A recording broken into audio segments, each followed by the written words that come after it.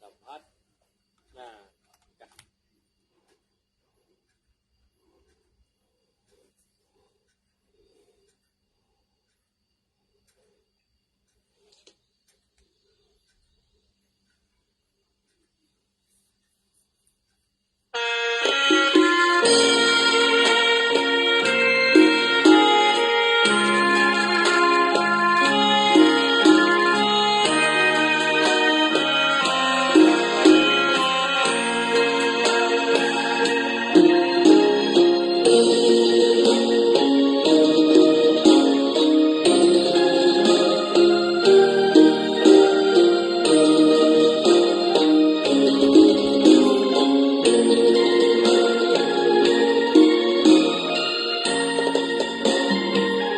ดอกบัวดอกหนึ่ง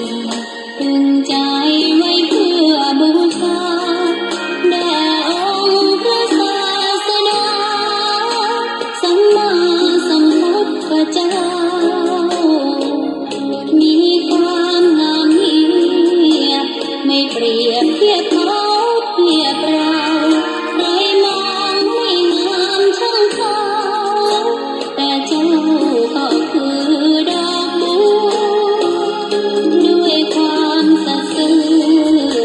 ยึดถือความดีเป็นหลักใครรักไม่รักก็ไม่จงปรากมองมอง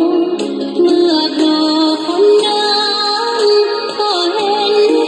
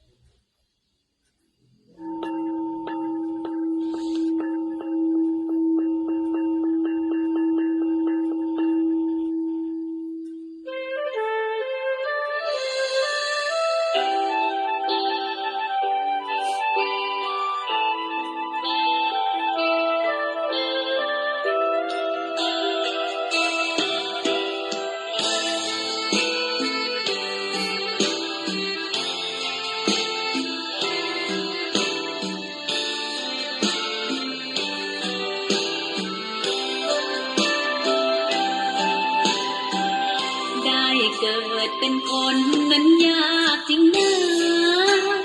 เพราะพุทธศาสนายิ่งแสนยากเย็นคนไทยโชคดีที่สุดแล้วมีแก้วสามดวงงามเด่นมีวัดซึ่งเป็นนาบุญยิ่งใหญ่มีศาสนาพุทธประจำชาติไทยอยากหล่ออยากสวยเราต้องรักษาศีลอยากมีอันจะกินต้องหมั่นทำบุญทำทานเอาไว้เข้าวัดสวดมนต์ฝึกฝนสติให้ว่องไว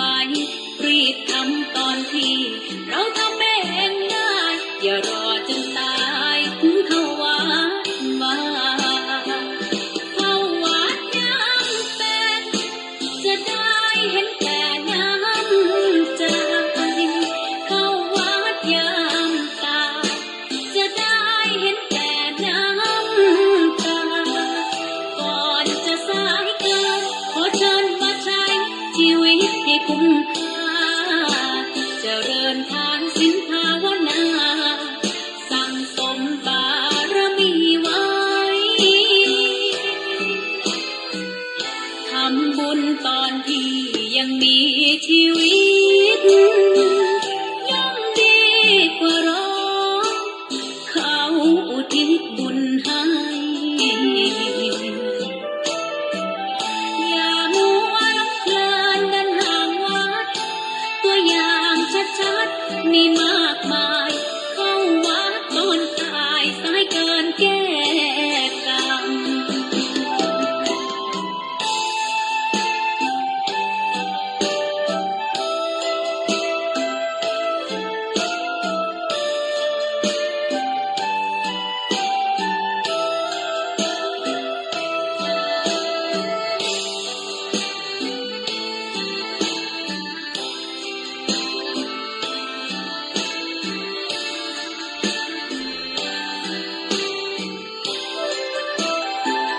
เข้าวัดยามเป็นจะได้เห็นแก่น้ำใจเข้าวัดยามตายจะได้เห็นแก่น้ำตาก่อนจะสายเกินขอเชิญมาใช้ชีวิตให้คุ้มค่าเจริญทานศีลภาวนาสั่งสมบารมีไว้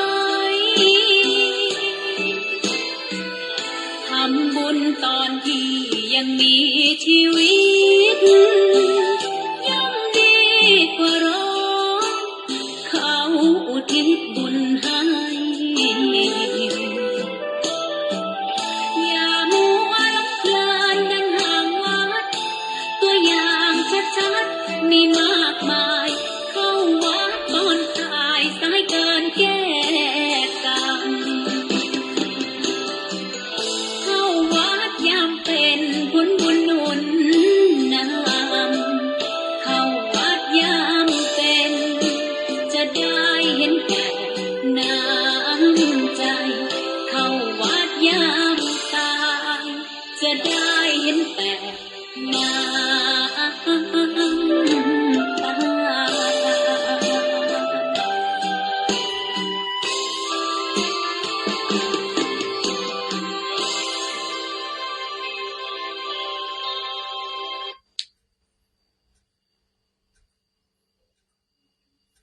ขอเจริญสุขเจริญพร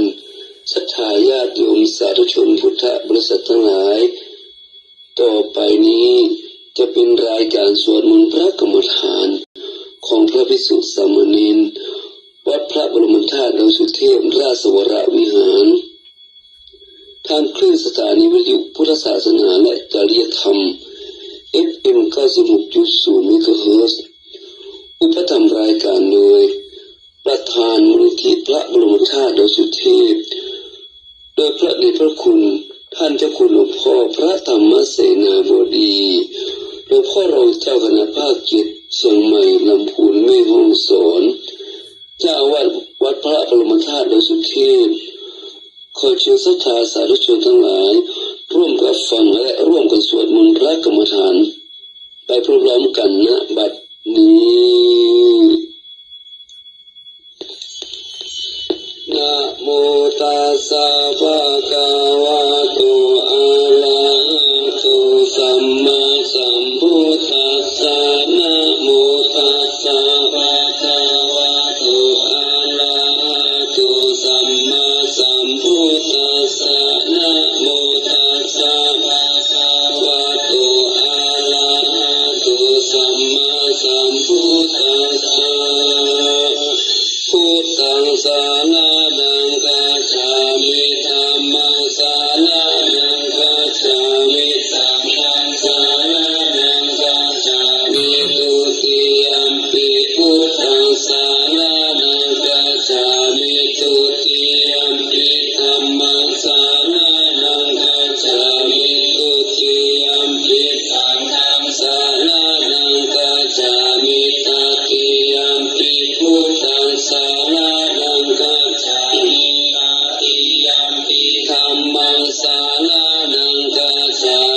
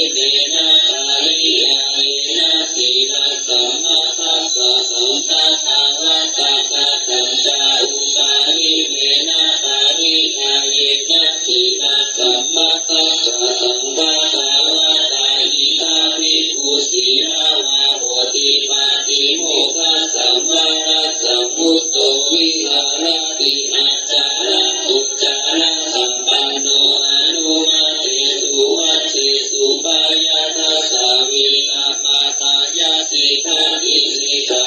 ติสุติเอวังโภอุปาลิเนนะปาริยังเยนะตินะสัมมาตากะตังภะคะวะตาตะกัจจสมาธิสัมมาตากะโตภะคะวะตาอิติเมนะปิตาริยาเยนะสัมมาธิสัมมาตากะโตภะคะวะตาอุปาลิเนนะปิตาริยาเยนะสัมมาธิสัมมาตากะโตภะคะวะตากะตัจจอิติเมนะปาริยาเยนะสัมมาธิสัมมาตากะโตภะคะวะตากะตัจจอริยสาวกโก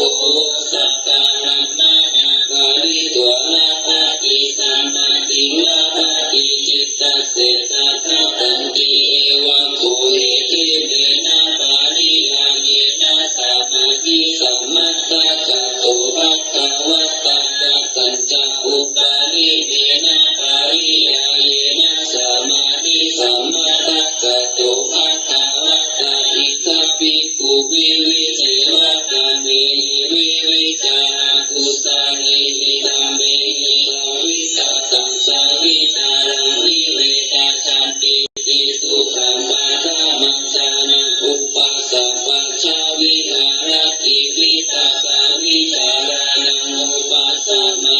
ชัตตาสัพพัญชนะนังเจตโสเอกุทิภาวังอวิปัสสังสาวิจารังสมาธิสังกิติสุขานุติยัจานังอุปัสสะปัจจาวิหารติอิติยาจาวิราชาอุเวทะโกจาวิหารติสัตโตจัสสะปัจจานุสุขังจาราเยนะปฏิสังเวเทติยัมตังปาริยาราจิกันติอุเบทะโกสัตติมาสุขาวิหารติปัสสิยัมจานะอุปัสสะปัจจาวิหารติทุกขัสสะจาปะหานะทุกขัสสะจาปะหานะอุเปวะสุมานัสสะโทมานัสสะนังวัตังธรรมาทุกขามาสุขังอุเบกขาสัตติปาริสุทธิสัตตุตังชานังอุปัสสะปัจจาวิหารติติเอ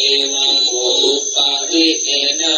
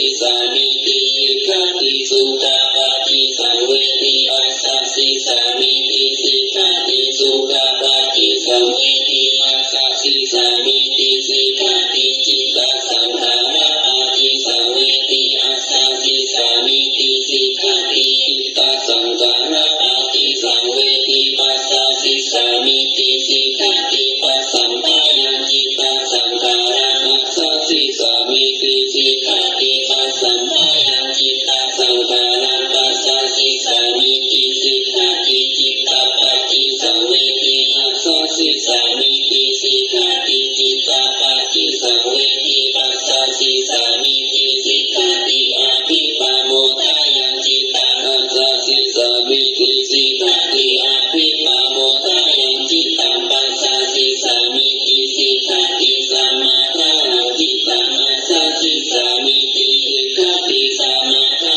จิตตังปัสสะสิสามิติสิกขาติวิโมจายังจิตตังอาสาสิสามิติสิกขาติวิโมจายังจิตตังปัสสะสิสามิติสิกขาติอนิจจานุปัสสิอาสาสิสามิติสิกขาติอนิจจานุปัสสิปัสสะสิสามิติสิกขาติวิราคานุปัสสิอาสาสิสามิติสิกขาติวิราคานุปัสสิปัสสะสิสามิติสิกขาตินิโรธานุปัสสิอาสาสิสามิติสิกขาตินิโรธานุปัสสิปัสสะสิสามิติสิกขาติปฏินิสสคานุปัสสิอาสาสิสามิติสิกขาติปฏินิสสคานุปัสสิปัสสะสิสามิติสิกขาติอายังวุจจาตานันทาอานาปานสติ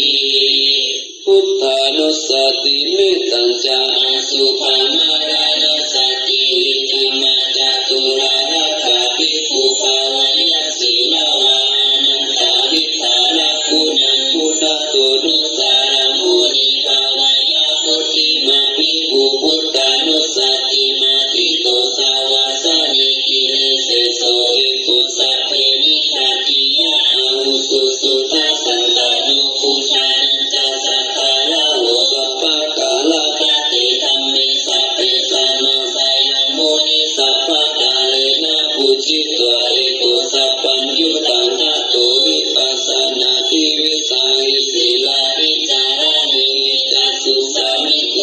สัมปันโนภะคะนาเปหินายะตุสัมมาคะโตสุปันธานังอะมุขาวะจานุจัสโสดิวิตัสสะปิโลกัสสะยะตานิราวะสิตาโตอเนเกหิปุโลเกหิสัพพะสัตตุตโมอาหุอเนเกหิอุปาเยหินาราธามิกาเมหิยะเอกุสัพพะสัลโลกัสสะสัพพะอัตตานุสัสสะโกภัตตายะอิสาริยตินะคุณานัปาลโมนิติปัญญายะสัสสะภะธัมเมสุการุณาสัพพะสันตุสุอัตตานัปาลตานัสสติตาปุญญเจติตา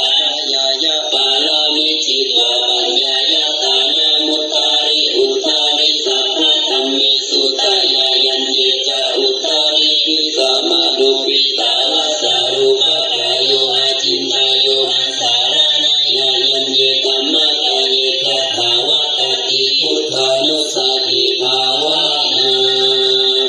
โยโคอนันทาภิกขุวะภิกขุณีวะอุปัสสะโกวะอุปัสสิกาวะธัมมานุธัมมะปฏิปันโนอนุธัมมจาริสุทัตถะทัตถังสักกะโนติการุการุติมานิติปุเชติปารามายะปุชายะปฏิปฏิปุชายะทัสสะนาวิหานันทะเอวเมนุสิกิตาปันติโยโกอานันทมายะธัมโมตาวินาโยจัตเตสิโตปัญญาโสโสมะมัจจายนะสัทธานังคาตานิโอปิกาเวอามันตายามิโอปิกาเวอุตตายาวายะธัมมะสังขาราธรรมะเทนะสัมปะติภาติสัตติมาสัตติวิมานานังอนุปัญจิตวะสัพพะพุทธานังอนุปัญจิตวะสัพพะธัมมานังอนุปัญจิตวะสัพพะสังฆานังอนุปัญจิตวะจิตตังมุนิต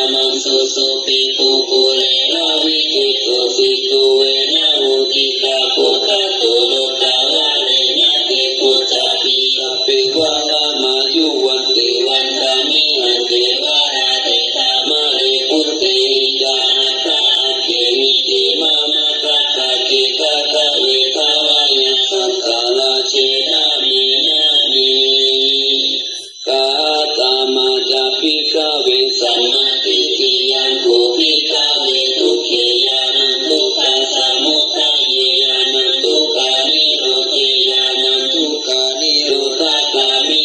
ลาภติปะทายญาณังอายังวุจติภิกาเวสัมมาทิฏฐิยตโมจภิกาเวสัมมาสังกัปโปโยโภภิกาเวนิสัมมาสังกัปโปอัพพยาปาทสังกัปโปอวิหิงสาสังกัปโปอายังวุจติภิกาเวสัมมาสังกัปโปกัตตมัจจภิกาเวสัมมาวาจายาโภภิกาเวมุสาวาตาเวรมณีภิกษุนายวาจายาเวรมณีปานุสายาวาจายาเวรมณีสัพพะปะละกาเวรมณีอายังมุจติภิกาเวสัมมาวาจากัตถโมจภิกาเวสัมมากัมมันโตยาโภภิกาเวปานาติปาทาเวรมณีอาทินนาทานาเวรมณีอาพรหมจาริยาเวรมณีอายังมุจติภิกาเวสัมมากัมมันโตอัตตโมจภิกาเวสัมมาอาชีโวอิทาภิกาเวอาริยสาวกโกมิจฉาชีวัมปะหายะสัมมาอาชีเวนะชีวิตังอาเปติอายังมุจติภิกาเวสัมมาอาชีโวกัตตโมจภิกาเวสัมมาวายาโมอิทาภิกาเวภิกขุอายุปันนานังปะปะกานังอากุศลานังธัมมานังอนุปาทายะสันตังชานิติวายามะติวิริยังอาราภัตติจิตตังภะคะนาติปะทาติอุปันนานังปะปะกานังอากุศลานังธัมมานังปะหานายะสันตังชานิติวายามะติวิริยังอาราภัตติจิตตังภะคะนาติปะทาติอนุปันนานังกุศลานังธัมมานังอุปาทายะสันตังชานิติวายามะติวิริยังอาราภัตติจิตตังภะคะนาติปะทาติอุปันนานังกุศลานังธัมมานังทิฏฐิยาสัมโมสายะปิญโยภาวายะวิปุลายะภาวะนายะปาริปุริยาสันตังชานิติวายามะติวิริยังอาราภัตติจิตตังภะคะนาติปะทาติอายังวุจติภิกขเวสัมมาวายาโมกาตมาจภิกขเวสัมมาสติอิทาภิกขเวภิกขุกายกายานุปัสสิวิหารติอัตตปิสัมปัสสะโนสติมาวินายะโลกิอาภิจจโตมานะสังเวทานาสุเวทานานุปัสสิวิหารติอัตตปิสัมปัสสะโนสติมาวินายะโลกิอาภิจจโตมานะสังจิตเตจิตตานุปัสสิวิหารติอัตตปิสัมปัสสะโนสติมาวินายะโลกิอาภิจจโตมานะสังกัมเมสุธัมมานุปัสสิวิหารติอัตตปิสัมปัสสะโนสติมาวินายะโลกิอาภิจจโตมานะสังอายังวุจติภิกขเวสัมมาสติกัตตโมจภิกขเวสัมมาสมาธิอิทาภิกขเวภิกขุวิริเจวะกัมมิหิวิจากุสเลหิกัมมิหิสาวิตตังสาวิจารามิเวกัสสัมปิติสุขัปะทะมัญชานะอุปสัมปัชชาวิหารติวิตตาวิจารานังอุปสัมมาจัตตังสัมปัสสะทานังจิตตังโสเอโกทิภาวังอาวิตกังอาวิจารัสสะนาทิจันติติสุขังทุติยาจานะอุปสัมปัชชาวิหารติติติยาจาวิราคาอุเบกขาโคจาวิหารติสัตโตจัสสัมปัชชาโนสุขังจาจายนะปฏิสังเวทิติยันตังอาริยาจิกันติอุเบกขาโคสติมาสุขาวิหาริติภ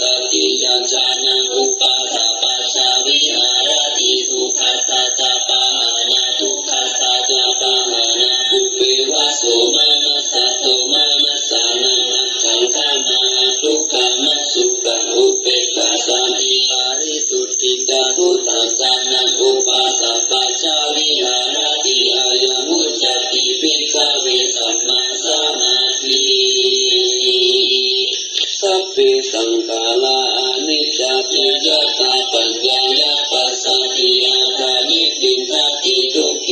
สามะโควิสุทธิยาสัพเพสังขารานุปัสสิยตาปัญญายาปัสสัตติอาคานิปินทติทุกเข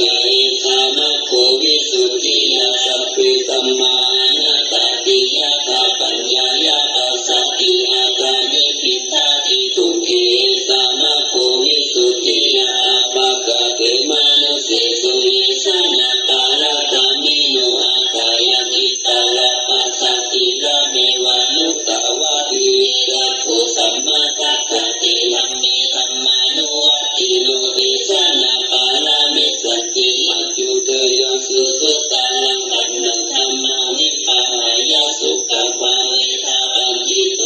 กาโนกามะธัมมาวิวิกิยตาตุระมังกัตระพิรตินิสัยามิตวะกาเมอากิตานุปาริโยตาปายาตานันจิตตเลเสวิปันติโตเยสังสัมโพธิยังเตสุสัมมาจิตตาสุภาวิตามาตานาตาจินิสักเกอนุปาทายาเยนะตาจินาสาวะสุติมันโตเตโลเกปาเนเนพุตาติอาทิตังนันวาภามายานะปาติตังเขียนาคาตัญญาตติตังปาริยัตตานาปัตตันตาอนาคาตังสุปันนัญญาโยธัมมาตถาตถาวิปัสสติอาสังหิรังอาสังกุปะตังวิตามานุกรุวาริอาเทวะกิจามาตัปปันตุจัญญามารานังสุเวนะวิโนสังฆารังเตนะมหาเสเนนะมัจจุนาเอวังวิหาริมาตาปิอาหุลัตตมาตังทิตังตังวิปัสเตตาลตุติสันตุวาทิตาเตมุนีวิปัสสิตานามาตุจักขุมัตตาสสิลิมาตุสิกิตาปินามาตุสัพพะพุตตานุกัมปิโนเกตอุสานามาตุนาหัตตาคัสสะปะปะสิโนนามาตุกะกุสัสสะสะมานะเตนะปะมะปิโนโกนะกะมะนะตานามาตุพระมานะสาวุติมาตุกัสสะปัสสะนะมาตุวิปะมุตตะสะนะปะทิอังกิลัสสะสะนะมาตุสักกายะพุตตะสะสิลิมาตุโยอิมังธัมมานะเกสิสิสัพพะตุกะตานุตานังเกจาปินิพุตตาโลเกยะตาพุตตังวิปัสสิสุเวทนาปิสุนามาตาวิตาสารตังตังเทวมนุสสานังยานามาสันติโพตามังวิตาดาลานะสัมปันนามาตังวิตาสารตังวิตาดาลานะสัมปันนังพุทธังวันตามาพุทธมันติสุขิโนวาเกมิโนตุสัพเพสัตตาภวันตุสุขิตาตาเอหิจิปานะพุทธาทิตาสารตังวานาวาเสสาติกาวาเยมังกาวานุสิมารัสสะกานุกาตุลาทิกาวาเยกามาทิตาเยกาตุเรวะสันติอาวิตุเรพุตตาวะสัมภาเวสีวะสัพเพสัตตาภวันตุสุขิตาตานาคาโรปาลานิกุเปตานาปิมันติสัตตังทักขินาสินติพายารุสัญญาปฏิฆาสัญญาญามัญญาสาธุกามิสัยยา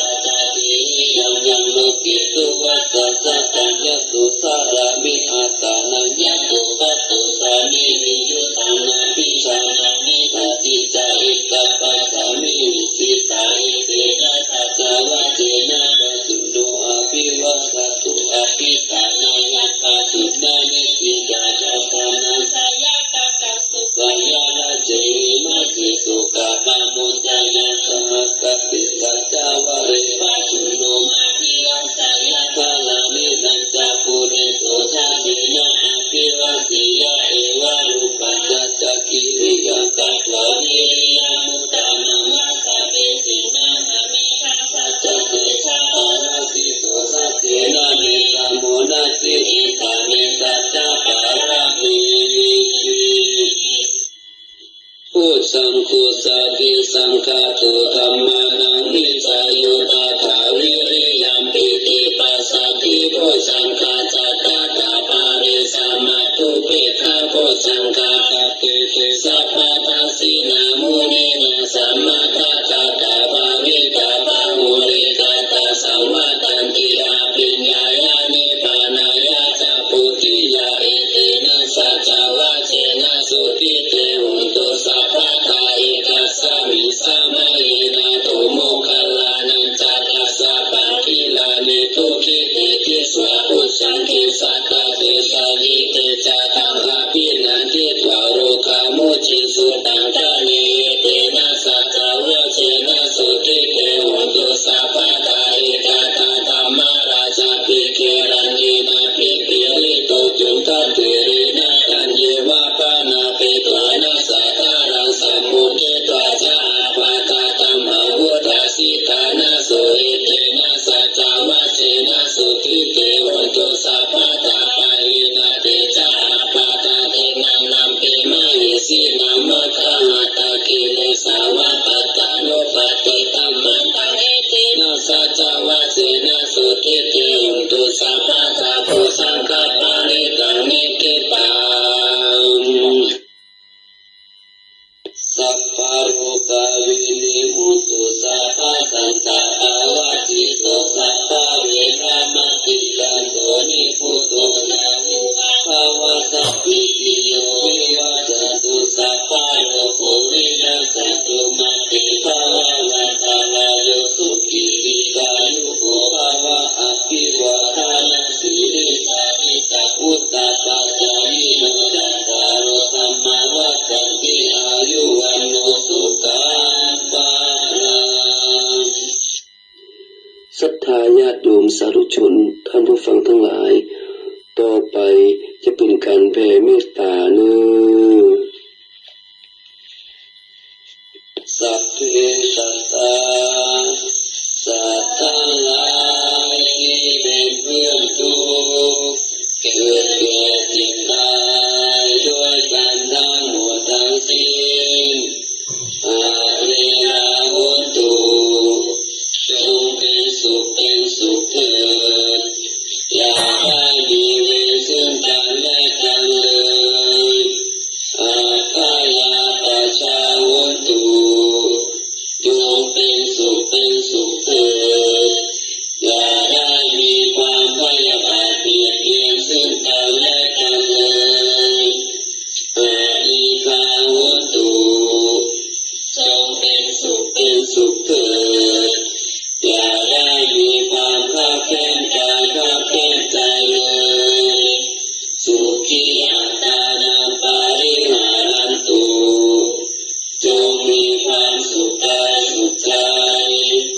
รักษาตนไม่พ้นจากทุกข์ภัยทั้งหมดทั้งสิ้นเถิดมานิคาจันตุจงอย่าพลาดพลาดลาตาสัมปติโตจากสมบัติที่ตนได้แล้วเลยสัพเพสัตตาสัตว์ทั้งหลายที่เป็นเพื่อนทุกข์เกิดแก่เจ็บตายด้วยกันทั้งหมดทั้งสิ้นการมาสัตตาเป็นผู้มีกรรมเป็นของตนการมาทายาทา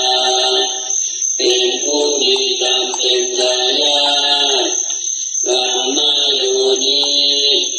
เป็นผู้มีกรรมเป็นกำเนิดการมาตันตุเป็นผู้มีกรรมเป็นเผ่าพันธุ์การมาปฏิสารนาเป็นผู้มีกรรมเป็นที่พึ่งยังกรรมังกายสันติอยากกระทำกรรมใดไว้การได้มาดีก็ตาม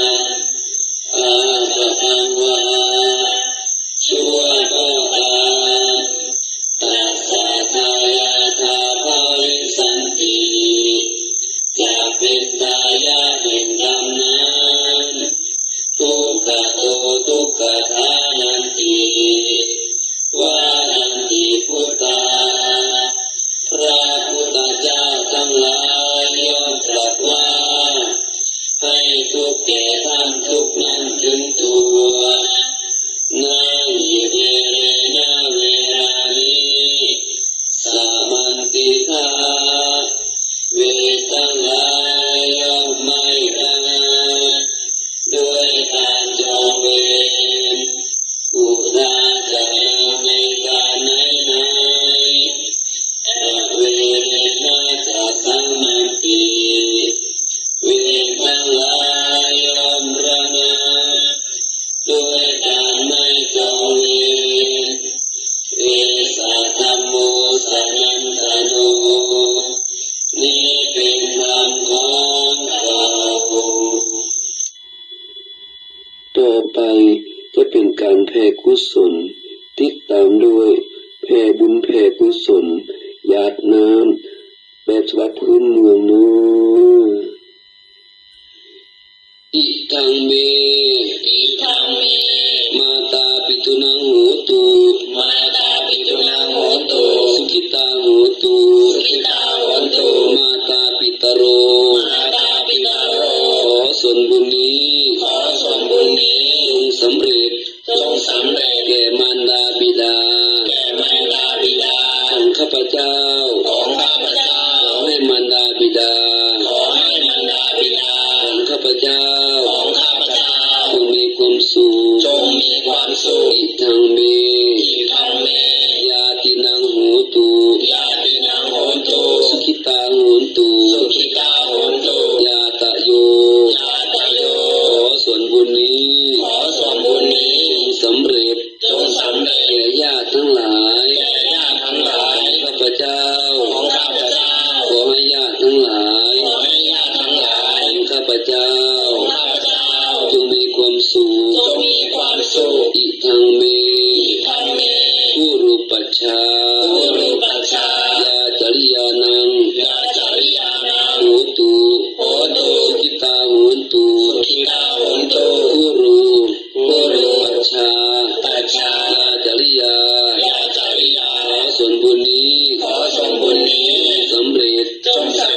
ครูประชาอาจารย์ของข้าพเจ้า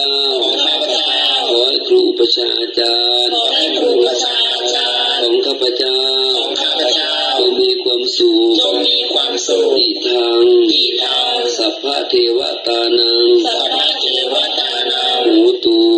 สุขิตาโหตุสัพเพเทวาขอส่วนบุญนี้จงสำเร็จแก่เทวดาทั้งหลายทั้งปวงขอให้เทวดา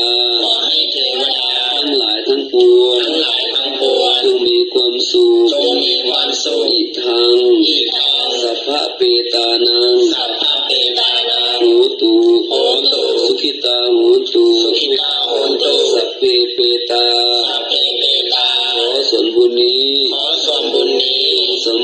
จงสำเร็จแก่เปรตทั้งหลายทั้งปวงขอให้เปรตทั้งหลายทั้งปวงจงมีความสุขอิทังสัพพะเวรีนัง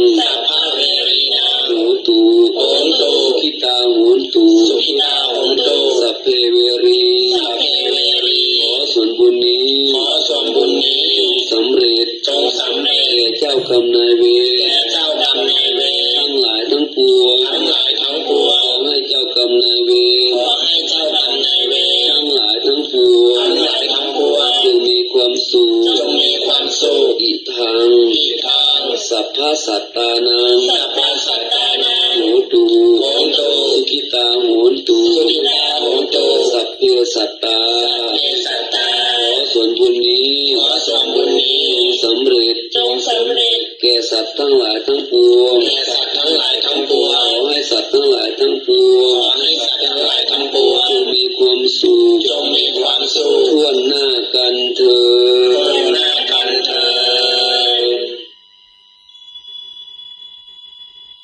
ยังกินจิกุสาลังกัตตาพังกามาสัพเพหิจัต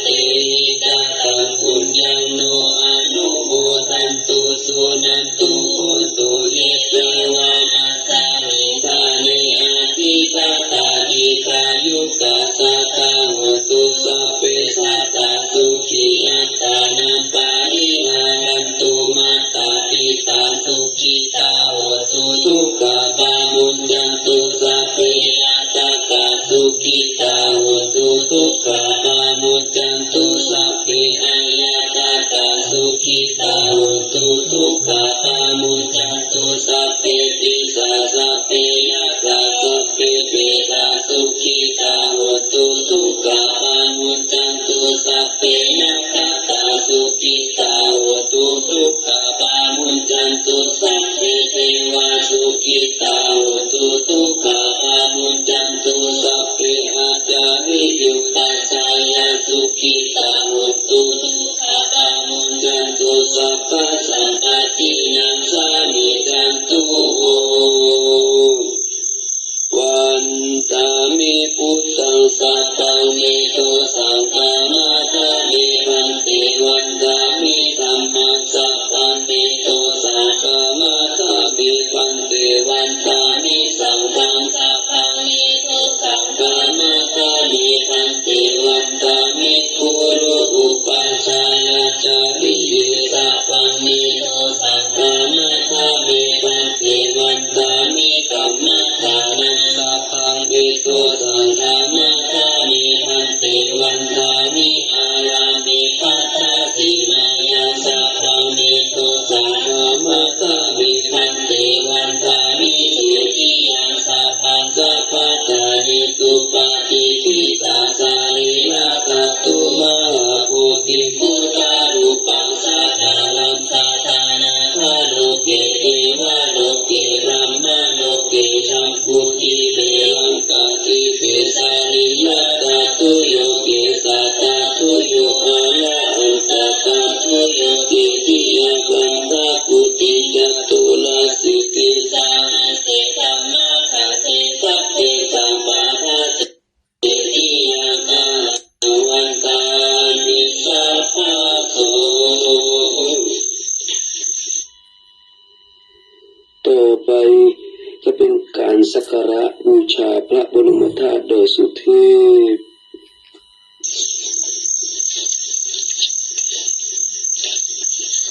นะโมตัสสะภะคะวะโตอะระหะโตสัมมาสัมพุทธัสสะนะโมตัสสะภะคะวะโตอะระหะโตสัมมาสัมพุทธัสสะนะโมตัสสะภะคะวะโตอะระหะโตสัมมาสัมพุทธัสสะสุวรรณเจติยังเอสาวามาตาลุงทังวายัญญาตาตุสุเทวานามังคังนาราเทเวสัพพะปุสิตาอาหังวันตามิสัพพะตาปัญญาวาอาสามิเยวาจันทิมาอิวาตารายังอิตาตาตาเยสาสนานิยานิเกติโมหะปัตตมาวารังอาปายานิวาลานัง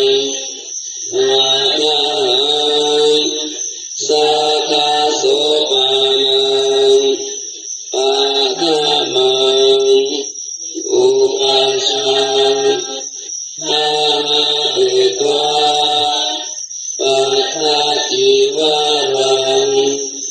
ยังยังชะตังสังฆามัชเชพุทธัสสะวะ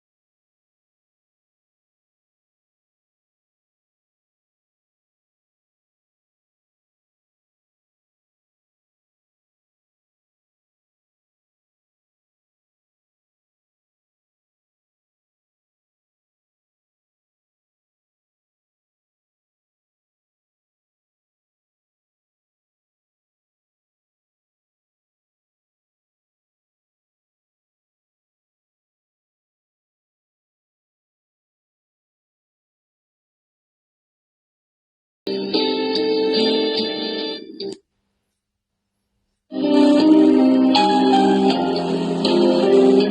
โมตัสสะภะคะวะโตอะระหะโต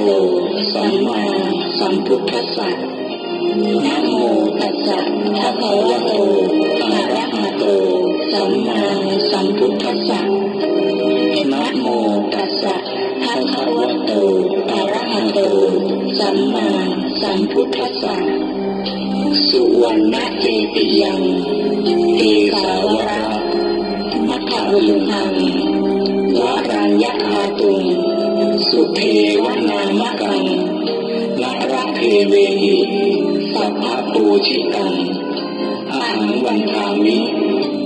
สัพพะทาปัญญาวาอัสมิงเทวะจันทิมาอีวัชาระยังปิตากัตตะเยสาสนะนิยานิเตติโมฆะปัตมะวรังอาปายะนิวารนังอรหังสัพพะโสปานังสัทธมังอุปัชชังคาหาเตตวาปัตตชีวรังยังยังชาตังสังฆมัทเถพุทธาสวาหะ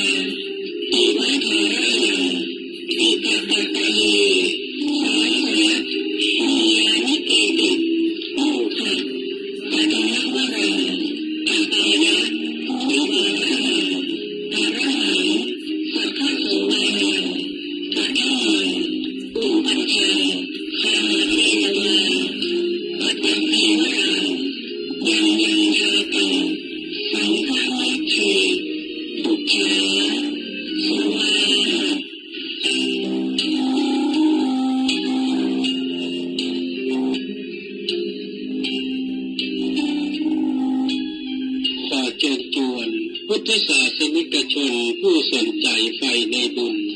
เข้าร่วมปฏิบัติธรรมบวชเนกขัมมะณวัดพระธาตุดอยสุเทพเพื่อร่วมงานสมโภชองค์พระธาตุดอยสุเทพและถวายเป็นพระราชกุศลแด่ในหลวงรัชกาลที่ 10ในวันที่ 12 ถึง 14 กรกฎาคม 2567 เป็นระยะเวลา 2 วัน 2 คืน และในวันที่ 28 ถึง 29 กรกฎาคม 2567 เป็นระยะเวลา 1 วัน 1 คืน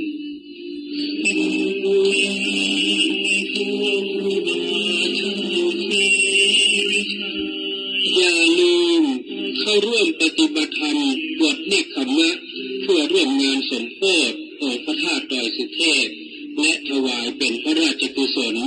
แด่ในหลวงรัชกาลที่ 10ในวันที่ 12 ถึง 14 กรกฎาคมเป็นระยะเวลา 2 วัน 2 คืนและวันที่ 28 ถึง 29 กรกฎาคม 2567 นี้โดยพร้อมเพรียงกันเลิกครับ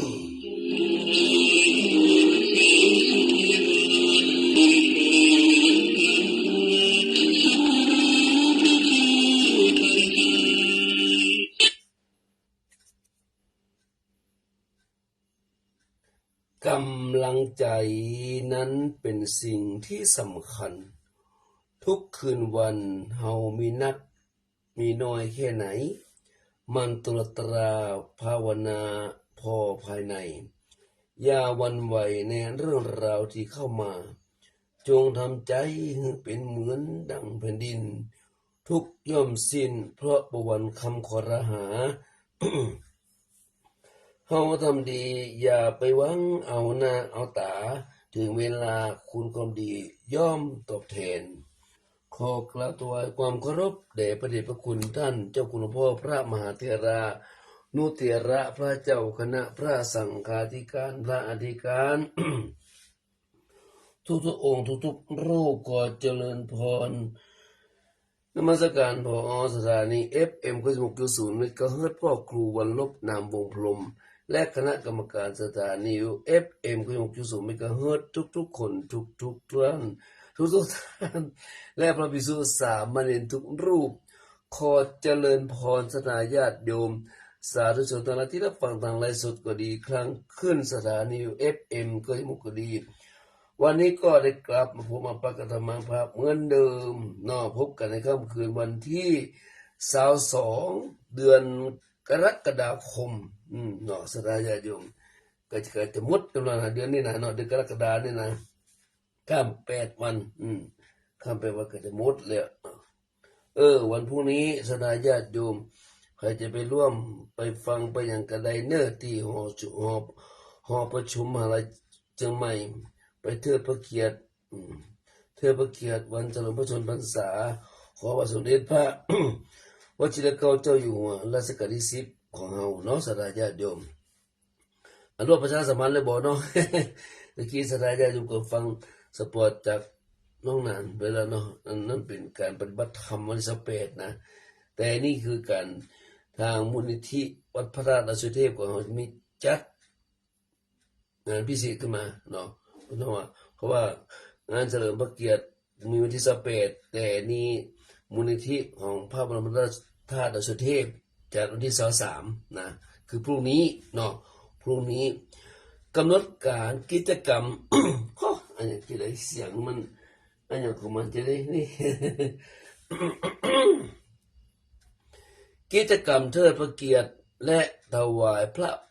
พรชัยมงคล ลิมพระเกียรติพระบาทสมเด็จพระเจ้าอยู่หัวเนื่องในโอกาส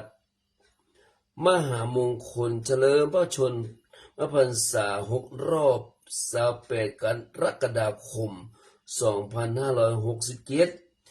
ด้วย มูลนิธิพระบรมธาตุสุเทพในวันอังคารที่23ก็คือพรุ่งนี้เนาะ23 กรกฎาคม พุทธศักราช 2567 ณ หอประชุมมหาวิทยาลัยเชียงใหม่ตำบลสุเทพอำเภอเมืองเชียงใหม่จังหวัดเชียงใหม่เวลา 12.30 น.พระภิกษุสามเณรนักเรียนพร้อมกันณ หอประชุมมหาวิทยาลัยเชียงใหม่แล้วก็บรรเลงเพลงเทิดพระเกียรติเวลา 13.00 น.หรือว่าบ่ายโมงตรงพระเดชพระคุณหลวงพ่อพระนำเสนาบดีรองเจ้าคณะภาค7ประธานสงฆ์เดินทางมาถึงแล้วก็จุดธูปเทียนบูชาพระรัตนตรัยพิธีกรสมทานเบญจศีล หรือว่าศีล 5ประธานสงฆ์พระภิกษุสามเณรครูนักเรียนร่วมเจริญพระพุทธมนต์บทถวายพระพรมหาวชิราลงกรณนาภิทุติปสิทธิวรทานคาถาเนาะถวายพระพร72 พรรษาพระบาทสมเด็จพระวชิรเกล้าเจ้าอยู่หัวแล้วก็เจริญจิตภาวนาถวายพระราชกุศลและพระพรชัยมงคลพระเดชพระคุณหลวงพ่อพระนำเสนาบดีรองเจ้าคณะภาค7กล่าวสัมโมทนิยกถาผู้แทนนักเรียนแต่ละโรงเรียนถวายพานพุ่มสักการะการแสดงเทิดพระเกียรติพระบาทสมเด็จพระวชิรเกล้าเจ้าอยู่หัวเวลา 14.30 น.ผู้ว่าราชการจังหวัดเชียงใหม่ประธานฝ่ายคฤหัสถ์เดินทางมาถึงแล้วก็มีการรำถวายพระพรโดยวิทยาลัยนาฏศิลป์เชียงใหม่ประธานฝ่ายคฤหัสถ์เปิดกลวยถวายสักการะกล่าวอาเซียนวาทสดุดีพระบาทสมเด็จพระวชิรเกล้าเจ้าอยู่หัววงโยธวาทิตบรรเลงเพลงสรรเสริญพระบารมีมอบเกียรติบัตรแก่โรงเรียนเข้าร่วมกิจกรรมพระเดชพระคุณหลวงพ่อพระธรรมเสนาบดีนำกราบลาพระรัตนตรัยเวลา 13.00 น.หรือว่า3 โมงแรงเป็นเซตพิธีคือพรุ่งนี้เนอะสลาญาติโยมนี่นะเนาะพรุ่งนี้ใครมีอะไรก็ไปเนอะมีของกินของว่างเนี่ยก็ไปละอ่อนมีโรงทานเนี่ยก็ไปเนอะสลาญาติวินานอุทิศกำปั้นกับแฟนรายการ96โยมก็พัชรินสุกุลโตปกมีขนมมีไอติมมีหลายสิ่งหลายอย่างเนาะสลาญาติโยมพรุ่งนี้นะเนาะใครว่างก็ไปเนอะช่วงเที่ยงไปตั้งเที่ยงไปเนาะเอาละเนาะสถานที่จึงประชาสัมพันธ์ก็แล้วก็เดี๋ยวก่อนวันที่18ที่จะถึงนี่เห็นนะไผสดาญาติโยมพวกเขาไม่ข่าวท่านใดสนใจจะมาปฏิบัติธรรมเทิดพระเกียรติวันเฉลิมพระชนมพรรษาของพระบาทสมเด็จพระวชิรเกล้าเจ้าอยู่หัวรัชกาลที่10ก็เจอเนอขึ้นรถที่ว่าอิลคินเสดึงเมืองเวลา8 โมงตรงแล้วก็ลงวันที่29เวลาเที่ยงเป็นเวลา1 คืนแล้วก็1 วันก็อาตมาภาพก็พยายามจะกำลังจะช่วยกัน2 คนพี่น้องปฏิบัติธรรมกับพวกเขาไม่ขาวเนาะวันนั้นก็มาแต่ไหนก็13 คนเลยค่ะ13 คนเนาะวันนี้ก็คงจะนักอยู่ก้าเพราะว่านักนะเนาะ1 คืน 1 วันเนาะโอ้เป็นพระกุศลเด้อสาธารณญาติโยมเป็นเดือนมหามงคลโดยเดือนเข้าพรรษาตัวเนาะสาธารณญาติโยมเอาแล้วเนาะวันนี้ก็สวดนักอาละนะวันนี้วันอย่างก็วันนี้วันจันทร์เนาะวันนี้วันจันทร์แรม2 ค่ำเดือน10หรือว่าเดือนกรกฎาคม วันนี้สวดกับน้องกิงหลิวเนาะเด็กหญิงเกษียณราโชคมงคลเอาน้องกิงหลิวสวดได้ดูเวลาก่อนเนาะโอ้หนักอยู่เอา10จบน้องกิงหลิวเนาะเดี๋ยวไว้5สาระยกก็สวดจบรายการก็สวดต่อ5จบมาได้เนาะแล้วก็อธิษฐานเลยเนาะต่อไปเข้าปฏิบัติธรรมกราบพระกราบสติปัฏฐานสวดมหาจักรพรรดิกับน้องกิงหลิวเด็กหญิงเกษียณราโชคมหามงคลเนอะโยมสุพินบอกว่าใดสุพินจะบอกว่าเสียงชัดพ้องเจ้า ก็แต่รู้สึกว่ามันชัดเจนดีกว่านะแต่มันเนี่ยจะแก้ไขไม่ได้แล้วสไตล์จะบอกว่าใช้เปิดเครื่องแต่เปิดเสียงเบาๆหน่อยเนาะแต่เสียงอุ้ยก็ชัดอยู่กันเนาะแต่สวดบ่ได้เนาะสวดบ่ได้มันบ่ค่อยชัดอะไรเนาะมันเสียงแตกๆเลยโยมสุพินว่าแต่มีแตกสั้นๆมันบ่ชัดคุมเครือคุมเครือเหมือนกันแต่ก็ชัดเจนดีอยู่กันเนาะ เอาล่ะก็เนาะแต่พูดถึงถ้าอาจารย์ประสิทธิ์เปิดเทปก็มันก็สั้นๆหน่อยนะแต่นี่มาฟังในห้องในนี่นะมันก็ชัดเจนดีนะเนาะแต่มันเข้าในมือถือจะไปได้หูเลยกันเนาะต่อไปเข้ากราบพระกราบสติปัฏฐานสวดมหาจักรพรรดิแต่สวดมหาจักรพรรดิชัดเจนอยู่กันเนาะโยมสุบินเนาะอัญชลีวันทาอภิวาทอัญชลีวันทาอภิวาทอัญชลีวันทาอภิวาทอัญชลีวันทาอัญชลีต่อไปเป็นกราบสติปัฏฐานมือไว้หน้าขานั่งหนอนั่งหนอนั่งหนอน้อมจิตมาที่มือขวาพลิกหนอพลิกหนอพลิกหนอขึ้นหนอขึ้นหนอขึ้นหนอถูกหนอถูกหนอถูกหนอมือซ้ายพลิกหนอพลิกหนอพลิกหนอขึ้นหนอขึ้นหนอขึ้นหนอถูกหนอถูกหนอถูกหนอขึ้นหนอขึ้นหนอขึ้นหนอถูกหนอถูกหนอถูกหนอลงหนอลงหนอลงหนอถูกหนอถูกหนอถูกหนอก้มหนอก้มหนอก้มหนอมือขวาลงหนอลงหนอลงหนอถูกหนอถูกหนอถูกหนอคว่ำหนอคว่ำหนอคว่ำหนอมือซ้ายลงหนอลงหนอลงหนอถูกหนอถูกหนอถูกหนอคว่ำหนอคว่ำหนอคว่ำหนอก้มหนอก้มหนอก้มหนอถูกหนอถูกหนอถูกหนอเงยหนอเงยหนอเงยหนอมือขวาพลิกหนอพลิกหนอพลิกหนอขึ้นหนอขึ้นหนอขึ้นหนอ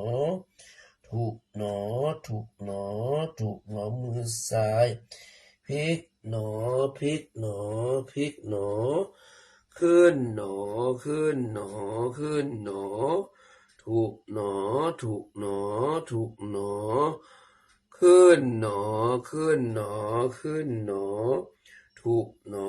ถูกหนอถูกหนอลงหนอลงหนอลงหนอถูกหนอถูกหนอถูกหนอต่อไปเก็บมือเนาะเก็บมือขวาลงหน้าขาลงหนอลงหนอลงหนอถูกหนอถูกหนอถูกหนอคว่ำหนอคว่ำหนอคว่ำหนอมือซ้ายลงหนอลงหนอลงหนอ ถูกหนอถูกหนอถูกหนอคว่ำหนอคว่ำหนอคว่ำหนอนั่งหนอนั่งหนอนั่งหนอเอาแล้วเนาะกราบสติปัฏฐานก็จะจบลงไปโยมสุพินมันบอกว่าอะไรชัดละเจ้าดีละเจ้าสาธุสาธุดีละเนาะตอนสวด กรรมฐานได้การเนาะมันสิ่งอันนี้เขาเปิดทิพย์เนาะมันเปิดทิพย์เนี่ยว่านะก็จะห้องเปิดทิพย์เนี่ยวันนั้นสวดคนเดียววันนั้นสวดแล้วก็มันหายใจประตันเนาะเอาสุดๆเนาะเขาต้องมีเครื่องช่วยเครื่องช่วยสลายญาติโยมสวดมหาจักรพรรดิโดนกินดีเนอะ10จบด้วยกันเนาะ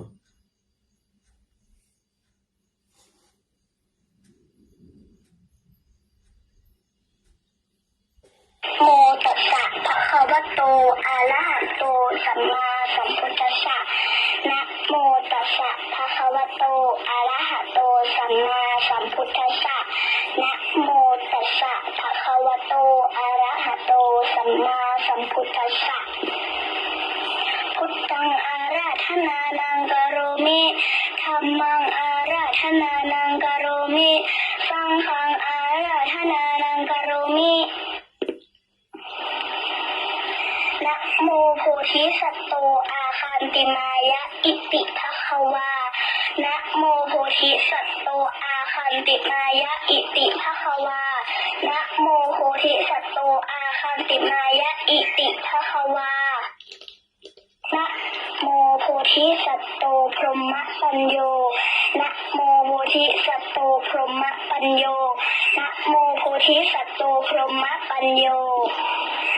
นะโมโพธิสัตโตวิริยะทะโรนะโมโพธิสัตโตวิริยะทะโร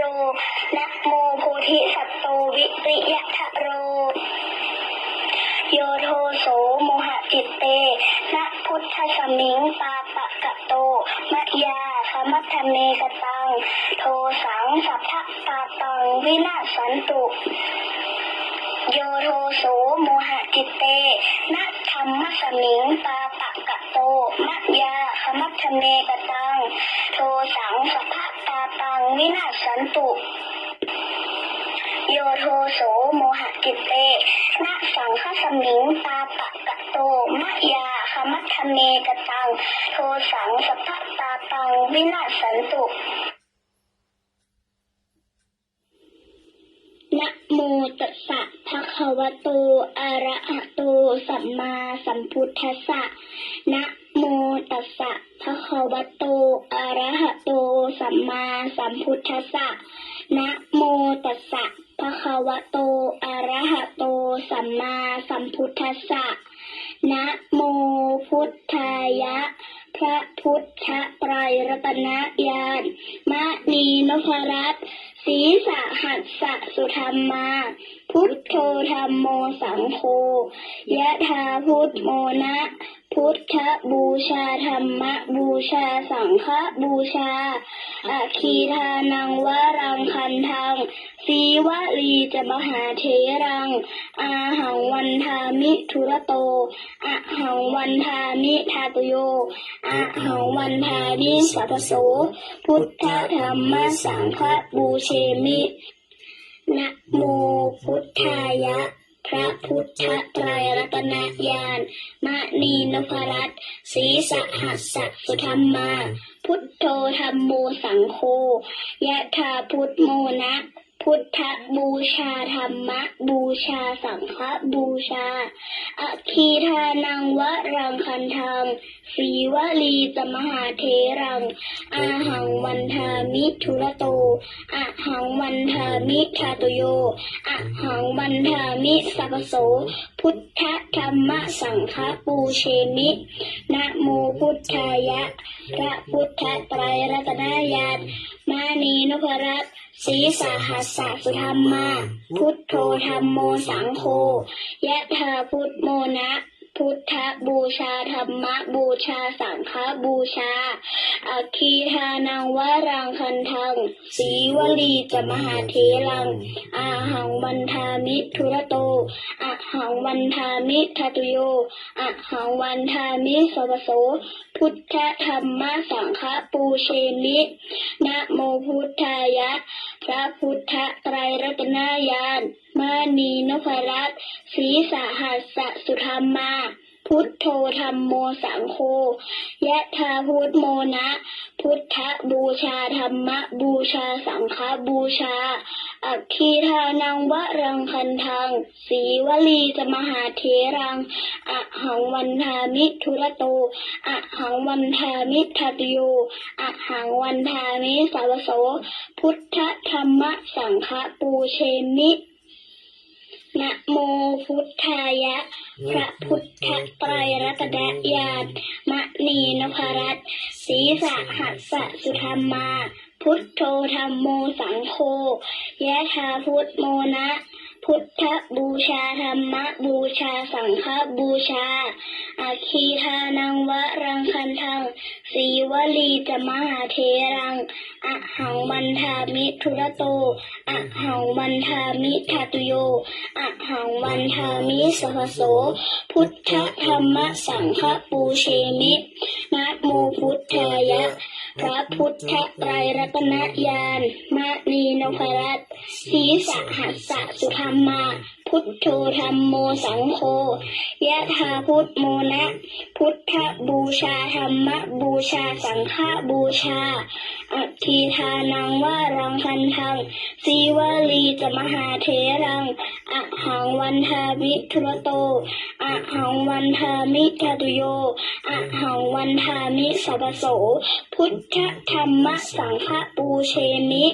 นะโมพุทธายะพระพุทธไตรรัตนญาณมณีนพรัตน์ศีสะหัสสะสุธรรมาพุทโธธัมโมสังโฆยะถาพุทโมนะพุทธบูชาธัมมบูชาสังฆบูชา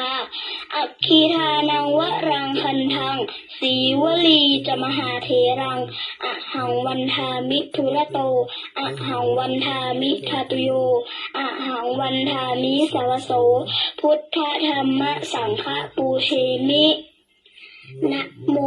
พุทธายะพระพุทธไตรรัตนญาณมณีนพรัตน์ศีสะหัสสะสุธรรมาพุทโธธัมโมสังโฆยะถาพุทโมนะพุทธบูชาธัมมบูชาสังฆบูชาอัคคีทานังวะรังคันทังสีวลีจะมหาเถรังอาหังวันทามิทุระโตอะหังวันทามิทัตุโยอะหังวันทามิสัพพโสพุทธธัมมสังฆปูเชมินะโมพุทธายะพระพุทธไตรรัตนญาณมณีนพรัตน์ศีสะหัสสะสุธรรมาพุทโธธัมโมสังโฆยะถาพุทโมนะพุทธบูชาธัมมบูชาสังฆบูชาอัคคีทานังวะรังคันทังสีวลีจะมหาเถรังอาหังวันทามิทุระโตอะหังวันทามิทัตุโยอะหังวันทามิสัพพโสพุทธธัมมสังฆปูเชมินะโมพุทธายะพระพุทธไตรรัตนญาณมณีนพรัตน์ศีสะหัสสะสุธรรมาพุทโธธัมโมสังโฆยะถาพุทโมนะพุทธบูชาธัมมบูชาสังฆบูชาอัคคีทานังวะรังคันทังสีวลีจะมหาเถรังอะหังวันทามิทุระโตอะหังวันทามิทัตุโยอะหังวันทามิสาวโสพุทธธัมมสังฆปูเชมิ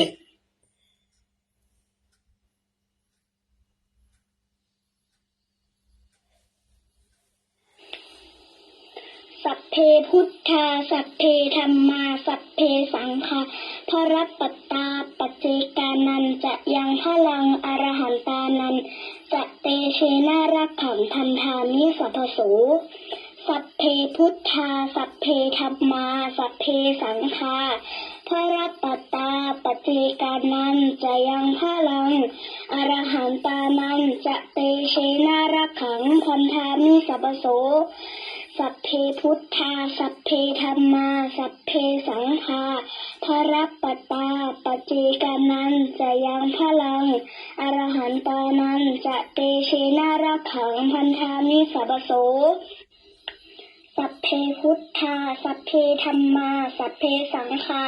พระรัตปัตตาปัจเจกานันจะยังพลังอรหันตานันจะเตเชนารักขังพันธามิสัพโสสัพเพพุทธาสัพเพธัมมาสัพเพสังฆาพระรัตปัตตา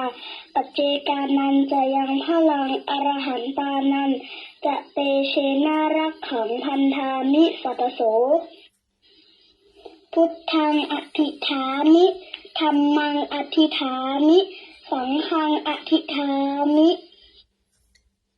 สาญาติโยมสาธุชนทั้งหลายอธิษฐานไว้ก่อนเนาะเฮาสวดกันเนาะเหลือไป10จบด้วยกันเหลือไว้5เนาะเหลือไว้5จบบันไดจบรายการแล้วก็สวดต่อให้5จบแล้วก็อธิษฐานใหม่เดี๋ยวอธิษฐานก่อนเด้อโอ้เวลาเหลือเยอะวันนี้จะได้ฟังเรื่องราวอันนี้นักล่างหน่อยของอนันทบิณฑิกะเศรษฐีเนาะอธิษฐานก่อนเด้อ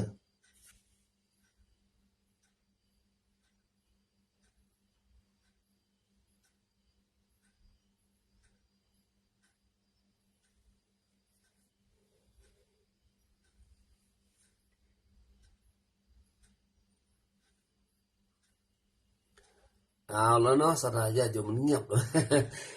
อธิษฐานเรียบร้อยแล้วเนาะอธิษฐานใหม่เนาะอธิษฐานแล้วอธิษฐานเรียบร้อยแล้วต่อไปจะได้สวดคาถาเงินล้านคาถาปัดอุปสรรคคาถาเงินแสนคาถาเสริมสักคาถาเร่งรับจะได้ขึ้นกับน้องกรีต่อเนื้อ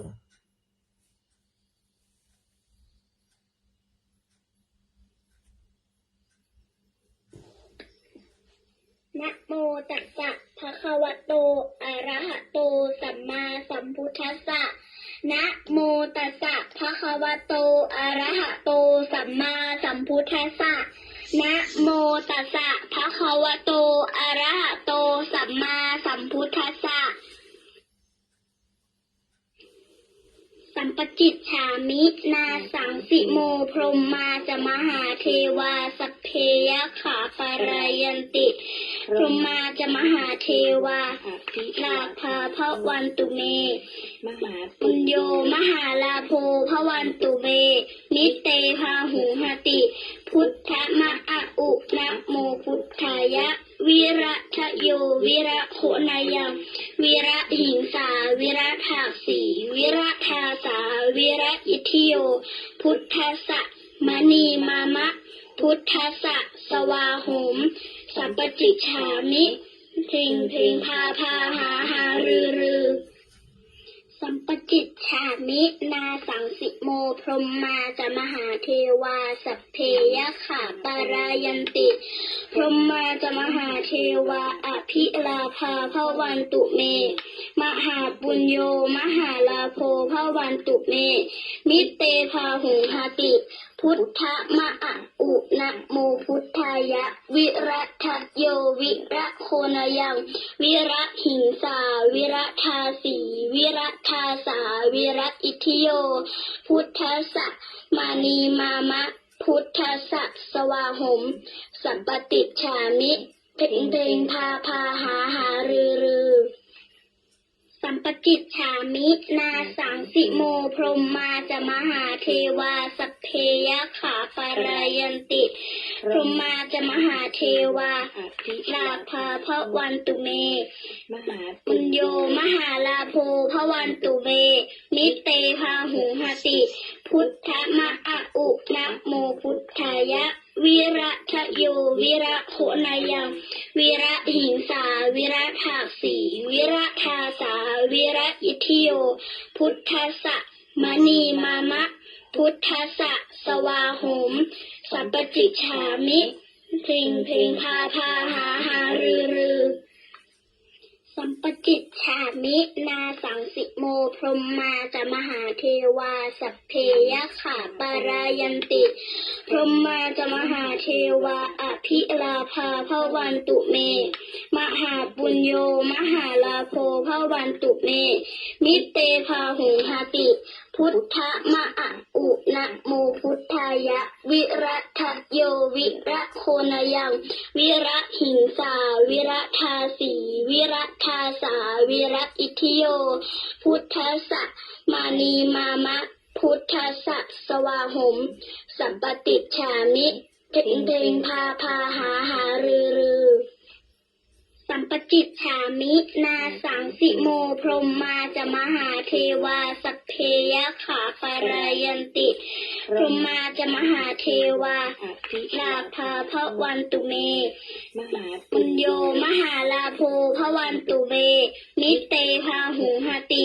พุทธมะอะอุนะโมพุทธายะวิระทะโยวิระโคนายังวิระหิงสาวิระทาสีวิระทาสาวิระอิทิโยพุทธัสสะมณีมามะพุทธัสสะสวาหมสัพปจิฉามิเพ่งเพ่งพาพาหาหารือรือ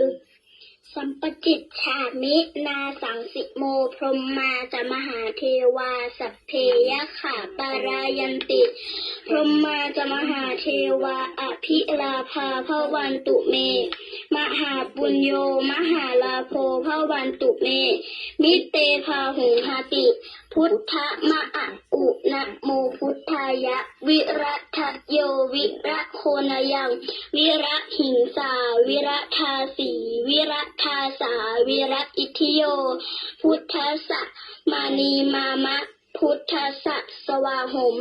สัมปติฉามิเพ่งเพ่งพาพาหาหารือรือ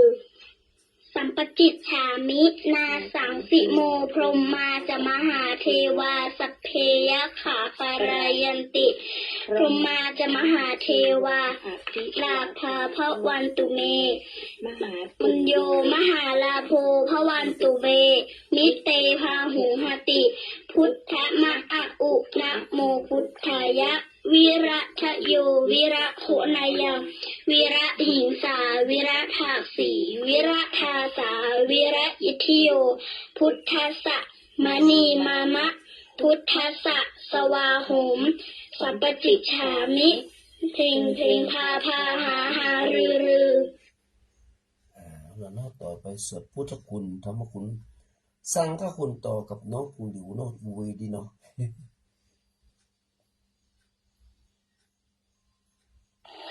อิติปิโสภะคะวาอะระหังสัมมาสัมพุทโธวิชาจารณะสัมปันโนสุขโตโลกาวิทูอนุตตโรปุริสธรรมสารังทิสัทธาเทวมนุสานังพุทโธภะคะวติสวาคาโตภะคะวตาธัมโม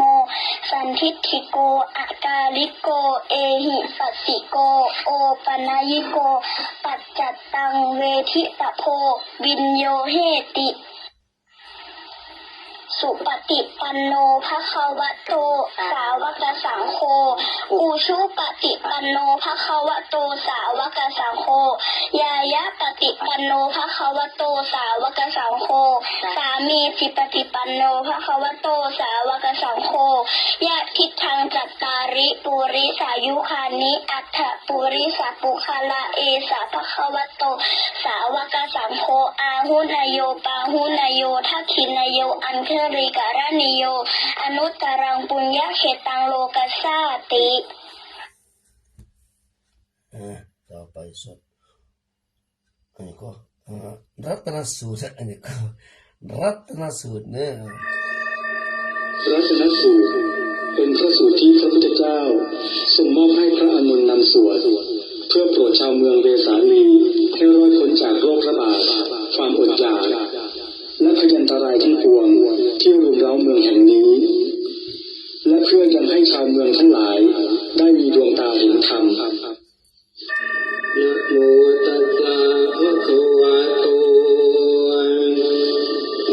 ระหะโตสัมมาสัมพุท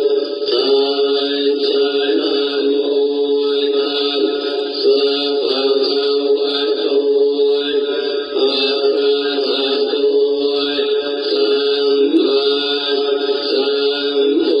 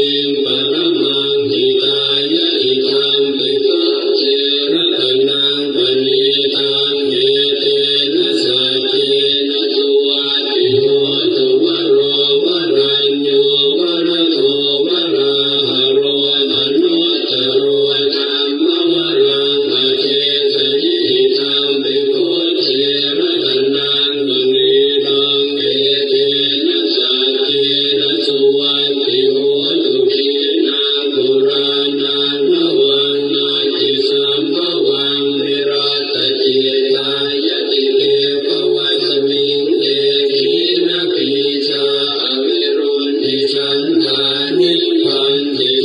รายกายามปริโรติตังปิสังเกระตนามณีนังเมเตนะสัมเทนะสุวัตติโหตุญาณิทัพภูตานิสมาคตานิโทมานิวายานิวหันตเรเขตถาคตังเทวมโนสภูจิตังพุทธังนามาสามะตุวัตติโหตุญาณิทัพภูตานิสมาคตานิโทมานิวายานิวหันตเรเขตถาคตังเทวมโนสภูจิตังธัมมังนามาสามะสุวัตติโหตุญาณิทัพภูตานิสมาคตานิโทมานิวายานิวหันตเรเขตถาคตังเทวมโนสภูจิตังสังฆังนามาสามะสุวัตติโหตุ เอาเนาะสำหรับเวลาเหลือเปลอะปะเต๋อ41อยู่เอาสวดคาถาไล่โควิดสักคำเนาะคาถาไล่โควิดไล่โควิดไล่โควิดไล่โควิดปิดนี่ก่อน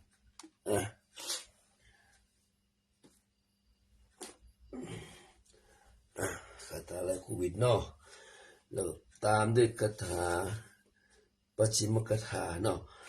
นะโมตัสสะภะคะวะโตอะระหะโตสัมมาสัมพุทธัสสะนะโมตัสสะภะคะวะโตอะระหะโตสัมมาสัมพุทธัสสะ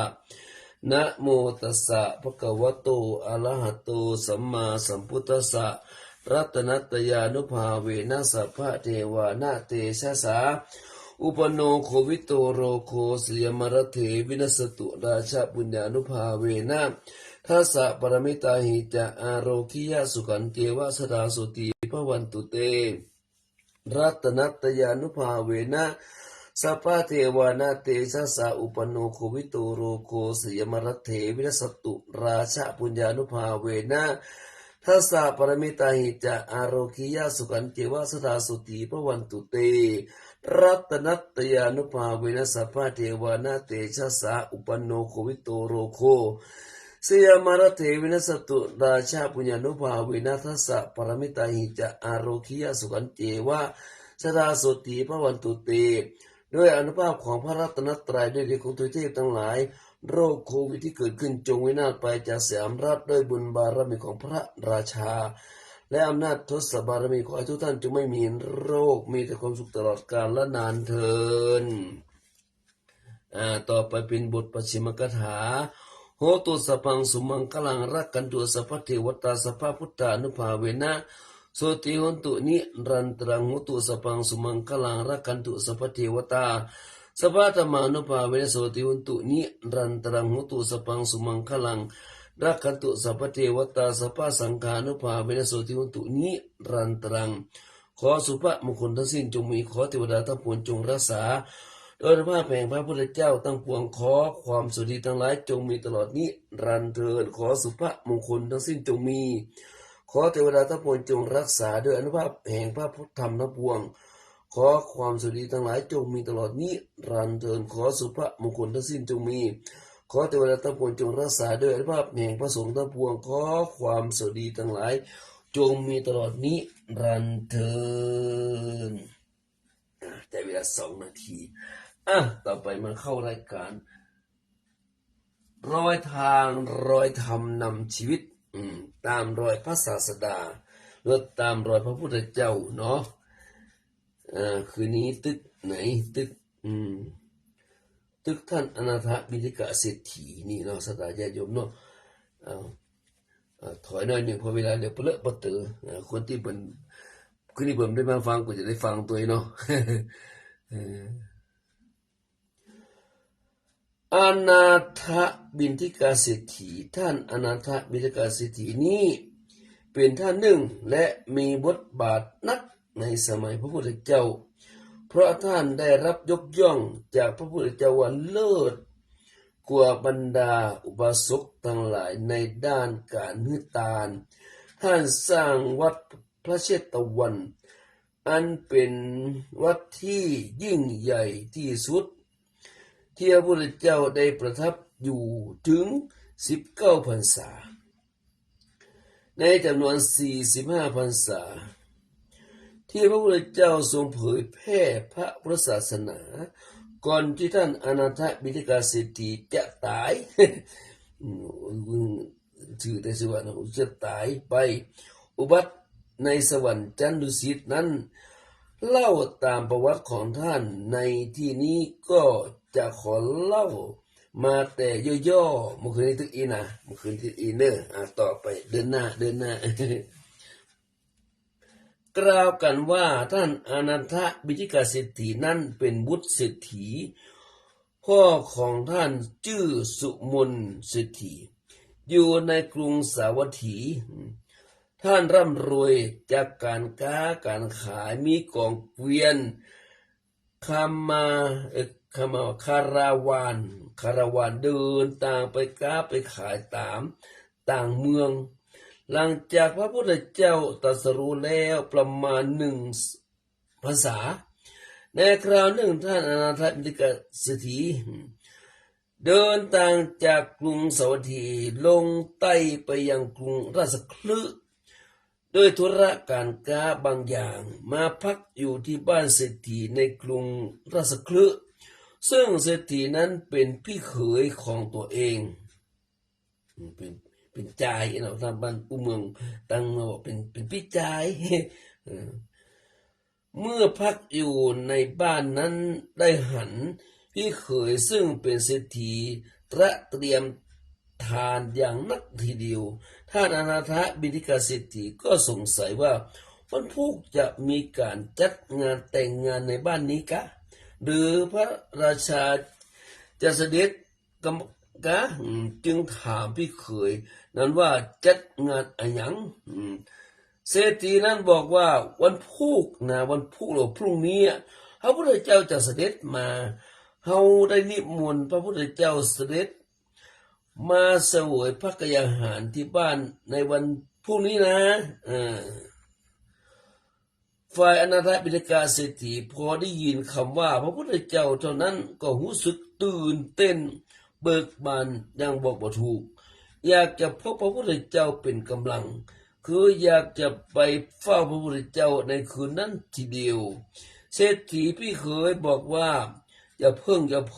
ไปฟังเตื้ออย่าเพิ่งไปเลยตอนนี้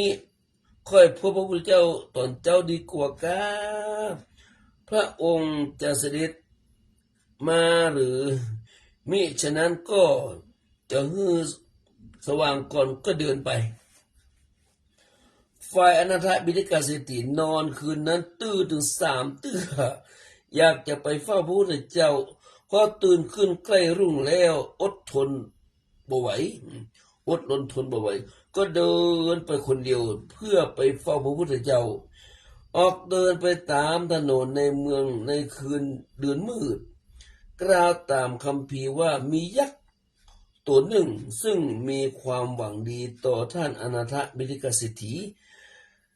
ได้ให้กำลังใจอนาถบิณฑิกาเศรษฐีว่าท่านสุทัตตะเชิญเข้ามาท่านอนาถบิณฑิกะปลื้มใจนักเพราะพระพุทธเจ้าเรียกชื่อจริงตนเองถูกทั้งที่ชื่อนี้คนก็บ่ค่อยฮ้องกันเท่าใดคนมักเรียกกันว่าอนาถบิณฑิกะซึ่งแปลว่าผู้ฮือตานแก่คนที่ยากจนอนาถาแต่ชื่อเดิมของท่านแต่ชื่อว่าสุทัตตะเมื่ออนาถบิณฑิกะเข้าไปเฝ้าได้กราบพระพุทธองค์แล้วก็นั่งลงส่วนครั้งหนึ่งพระพุทธเจ้าก็ทรงแสดงธรรมโดยทรงแสดงอนุปุพิกถาพรรณนาเรื่องทานเรื่องศีลเรื่องสวรรค์เรื่องโทษของกามและอานิสงส์การออกบวชแล้วจบลงด้วยอริยสัจ 4ท่านอนาถบิณฑิกะฟังแล้ว ในที่สุดก็สำเร็จเป็นพระโสดาบันโอ้โถ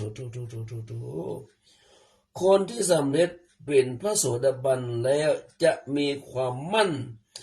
คงในพุทธศาสนานักดังนั้นในวันรุ่งขึ้น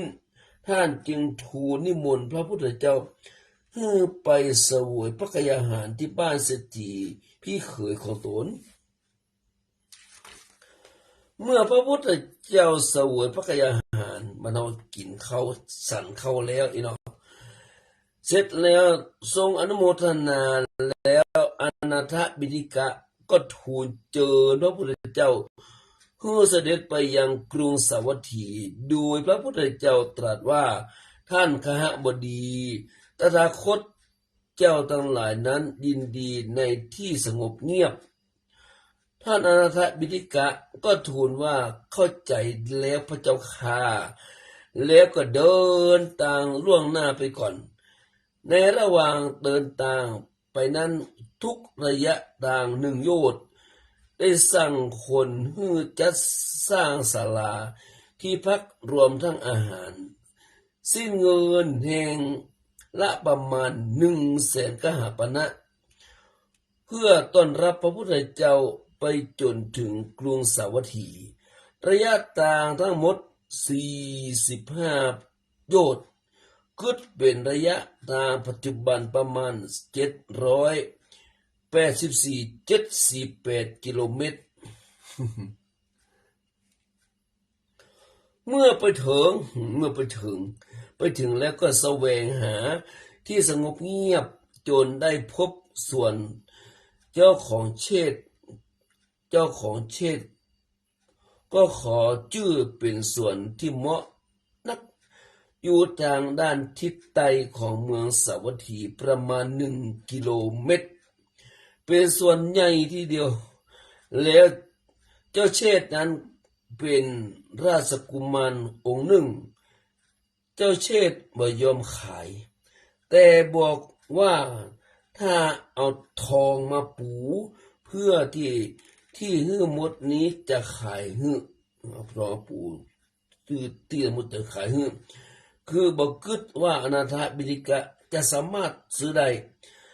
อนาถบิณฑิกะก็ยอมตกลงว่าซื้อได้ขนเอาทองใส่เกวียนมาปูพื้นที่เจ้าเชษหันว่าสถานที่นี้คงจะถูกซื้อหมดแน่นอนจึงบอกว่าที่ซุ้มประตูนี้ข้าพเจ้าจะบริจาคเองเดี๋ยวพอเวลาก่อนนะสักนาทีเดี๋ยวเราจะหมดเนาะโอ้ยังมีอยู่53อยู่เนาะอนาถบิณฑิกะสร้างวัดเชตวันซื้อที่ดินหมดเงินไป18 โกฏเมื่อซื้อแล้วท่านก็สร้างกุฏิศาลาโรงฉันพระขันธกุฎีโลกุฏิเวสกุฎีและอื่นๆหมดเงินไปแห่ม18 โกฏและท่านฉลองวัดหมดเงินค่าฉลองไปแห่ม18 โกฏตกลงว่าอนาถบิณฑิกะสร้างวัดนี้รวมทั้งทำบุญด้วยเงินหมดเงินไป45 โกฏเท่าไหร่45เท่ากับ450 ล้านกหาปณะ410 บาทนะ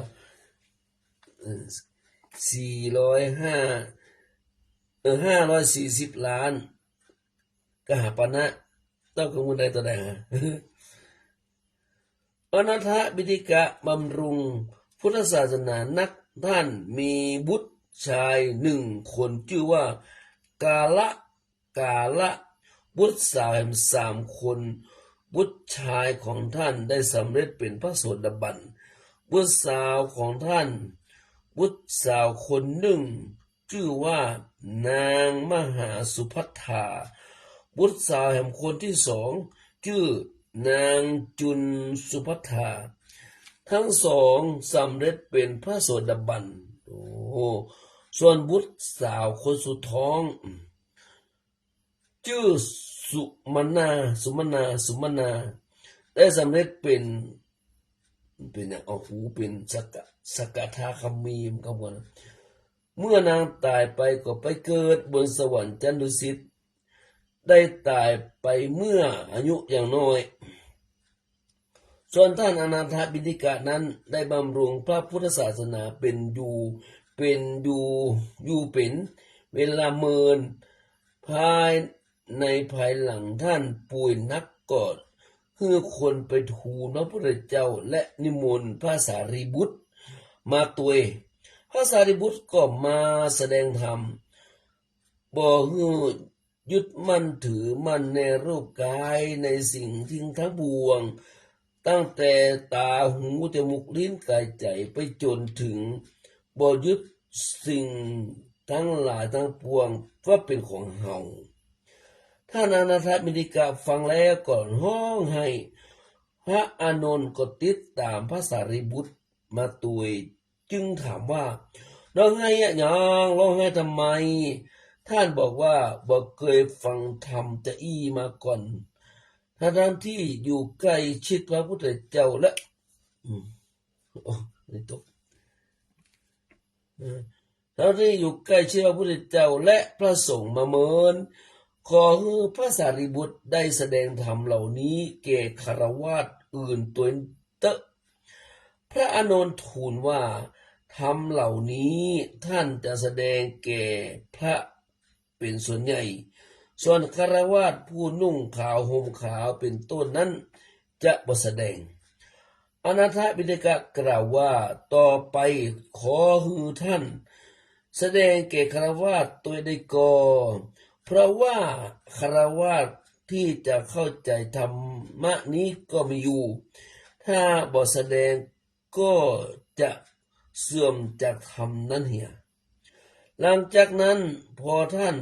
พระเถระทั้งสองกลับไปแล้วท่านก็ได้ถึงแก่กรรมแล้วไปบังเกิดบนสวรรค์ชั้นดุสิตเมื่อไปบังเกิดสวรรค์ชั้นดุสิตท่านมีโอกาสได้ลงมาเยี่ยมวัดเชตวันแห่งมากล่าวสรรเสริญวัดที่ท่านได้สร้างขึ้นหันพระสงฆ์อยู่เต็มท่านก็ดีอกดีใจและได้กล่าวสรรเสริญพระสารีบุตรแห่งเพราะท่านชอบใจพระสารีบุตรนักพระบิณฑิกะชอบใจพระสารีบุตรสักยราช6พระองค์ออกบวชผู้นี้เนาะวันนี้บ่ต่างแล้ว58แล้วผู้นี้ฟังเรื่องสักยราช6พระองค์ออกบวชเป็นก็พวกเจ้าชายเจ้าอย่างทั้งคน6พระองค์ออกบวชตามพระพุทธเจ้าผู้นี้เนาะวันนี้มาต่างแล้วหมดเวลาหมดต่อไปแผ่เมตตาเนาะแผ่เมตตาตัวเฮาอย่างก่อนแล้วแผ่เมตตาแก่สรรพสัตว์ต่อไปเนอะอาหังสุกิโตโหไม่ขอข้าพเจ้าจงมีความสุขอาหังนิทุโขโหไม่ขอข้าพเจ้าปราศจากความทุกข์อาหังอเวนโรโหไม่ขอข้าพเจ้าจงปราศจากเวร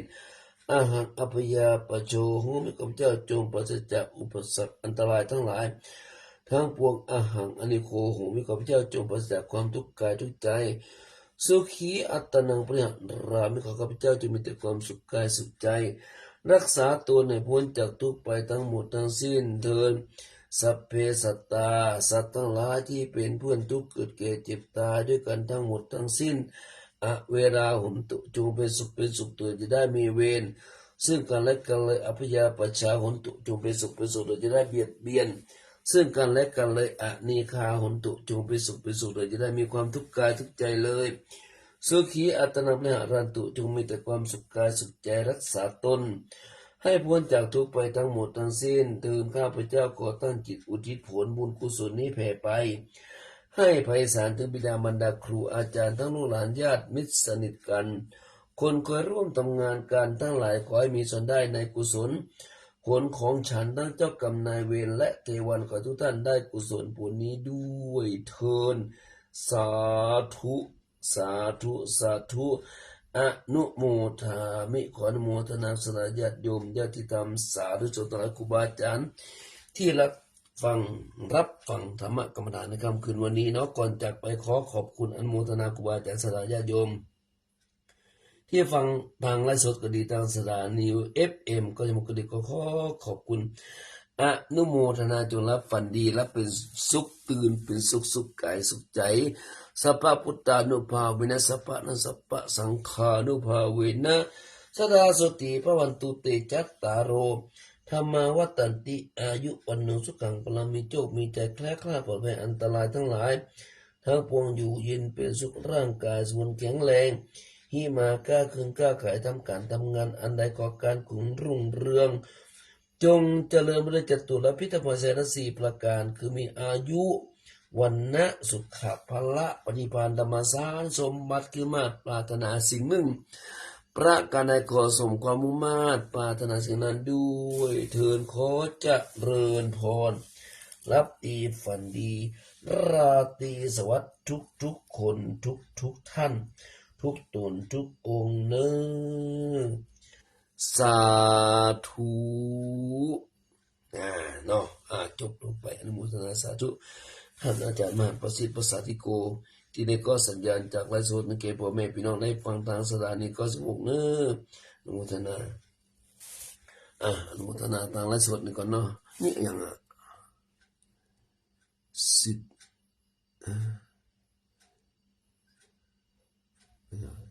เล่นผู้ไทยอีกนะสิเลนผู้ไทยสิเด่นผู้ไทยอีกเนาะก็ผู้ไทยนี่แน่นอนนะ100%นั่นนะแต่นั่นอะไร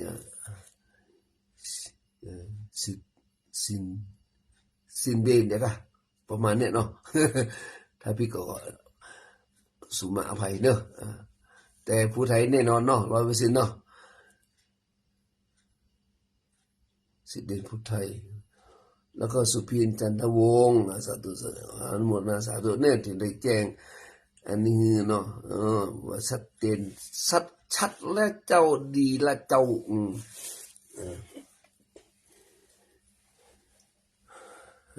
แล้วก็โยมสุวิทย์แสนสารเนาะสุวิทย์แสนสารแม่เอ้ยสุติวงศ์ปัสสโนภิกขุสาธุสิทธิวงศ์บุญเท่านั้นที่จะเปลี่ยนแปลงทุกสรรพสิ่งของสาธุอาจารย์ลุยนะอาจารย์ลุยหรือว่าวัที่100นี่ก็ละตีก็ลิจือไปแล้วเมื่อนั้นไม่ปากันเนาะละตีกุฏิอาจารย์ลุยไปจากมาวิหารเนาะวิหารหลวงวิหารน้อยแต่ก่อนพลมนอยู่วิหารน้อยอาจารย์ลุยไปหามันวิหารหลวงนี่ไปคิดเตือหาก็ไปกำไปอาจารย์ลุยวิหารหลวงนี่ไปก็หาไปอยู่กะมหาอุบาสกเลิศในการให้ทานเนี่ยวัดก็ซุ่มพระเจ้าสำเร็จทันจิตทันใจอยู่หน้าวิหารเนี่ยก็วิหารพระราชบดีศรีบรมธาตุเนาะของอาจารย์หลุยส์พระโตเป็นทองผสมเงินแล้วก็หลังจากนั้นก็มีทองมีหลายสิ่งหลายอย่างทบอัฐบริขารนะบัตรทองคำย่ามทองคำสปะสปิสถาญาติโยมจะไปไว้ก็ไปเด้อไว้หลวงพ่อเงินสำเร็จทันจิตสถาญาติโยมไปหาเดี๋ยวไปถามอาจารย์ลุยถ้าได้ท่านก็แนะนำไปก็ไปไหว้เนาะสาธุเนาะบุญเท่านั้นที่จะเปลี่ยนแปลงสรรพสิ่งได้ถูกต้องเลยอาจารย์เนาะอาจารย์ลุยอย่างก่อนนามสกุลมึงอินมาไปกำพอดีอันกุลมึงอินเนี่ยนะที่สราวุธอีกเนาะว่าที่สราวุธมึงอินอาจารย์หลุยแค่น้อยประเด็นเนาะประเมทอนลุงทุนประเด็นประต้นมันมาวันนี้ประต้นก็สอนสำแดงเนาะประต้นนี่มูนี่เคยร่วมงานกับมัดเป็นสีมูนี่นะ หลานเขยนี่นะในการจากเป็นเจ้านายอันทลีคำกิตติสาธุสาธุเจ้านี่นะเพิ่นเอาเข้าว่าสาเพิ่นไปจิเลยเด้อบอกคือนำมาหลายปีเหมือนกันเนาะเป็นเหล้าเบียร์อย่างก็อย่างทุกสิ่งของมึนเมาเพิ่นบ่เอาเลยเข้าว่าสานะแต่เอาสาเพิ่นก็กินอยู่เหมือนอาตมาเนี่ยเนาะเข้าว่าสาอาตมาก็เดี๋ยวนี้บ่ได้นอน2 คืนแล้วนะนั่งหลับมันชินแล้วเนาะมันจะดุ้งตื่นมานั่งไอ้ตี 3:50มันก็ตื่นแล้วโอ้อิ่มเนาะแต่เดี๋ยวนี้ก็เพิ่น5 ทุ่มเพิ่นจะได้นั่งนะนี่ก็แก๊กอ่านหนังสือหันนะว่าเดินจุกมนะนี่หัวยั่งหนอสายยั่งหนอนี่อันสริกรรมกิตติสาธุสาธุเจ้าสุบินจันทวงศ์นาชากาแฟกับสาธุสาธุเจ้าปูปานยอดดอยไปฟ้าจะไปผ้าอันมาจากวาลินไปผ้าคนลำปางไปผ้าโอ้วันนี้ก็มาก็จะกับป้าโลนพี่น้องลำปางเขานะโอ้ม่วนเนอะโอ้อู้กันเนาะลำปางนะเจ้าก็อยู่เจียวโฮมเนาะโอ้ก็ใกล้ๆกันนะกะไอ้เนาะอาตมาก็อยู่บ้านดอนแก้วโลดอนแก้วก็โอ้ไปหลายที่มาดอนแก้วอำเภอเมืองปานไปอยู่เจียวโฮมแต่ก่อนคัดเลือกทหารม่วนนี่ตายก่อนปะโตแต่ก่อนเพิ่นจะได้นี่เหรอเนาะ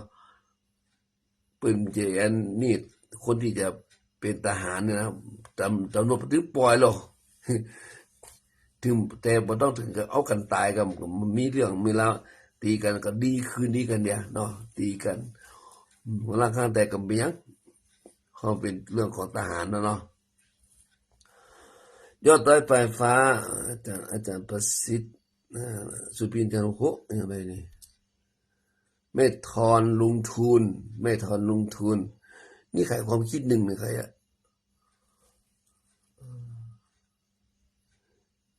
กิริ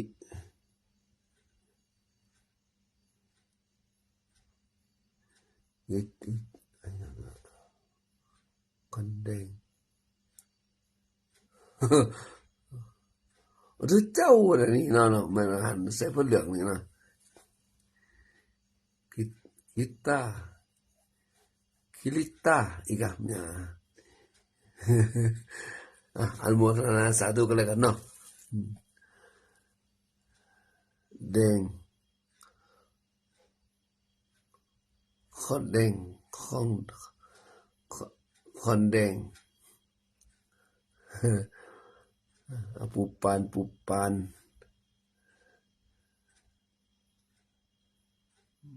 แล้วใครไม่ต้องลงทุนนันสลีคำกิติสุบินจันทวงศ์ปูปานตั้งนาหอยเมื่ออาจารย์ไม่ชีฐานวลีวิปัสสนาจารย์ในวัดยังกวงโอ้สาธุนี่ก็คือเป็นอาจารย์บุกเบิกอาตมาเนี่ยอาตมาทุกคนมาปฏิบัติธรรมวัดโลกบุรีต้องผ่านอาจารย์ไม่ชีเลยเนี่ยโอ้ก็ไม่ชีคนหนึ่งไม่ชีอย่างลืมจื่อไปแล้วมีอยู่ก็มีอยู่น้อยอาจารย์ไม่ชีเนาะไม่ชีอย่างฮะนึกตื่นมันบอกผมรู้สึกว่ามีอายุน้อยนะมีอายุกว่าไม่ชีฐานวลีนี่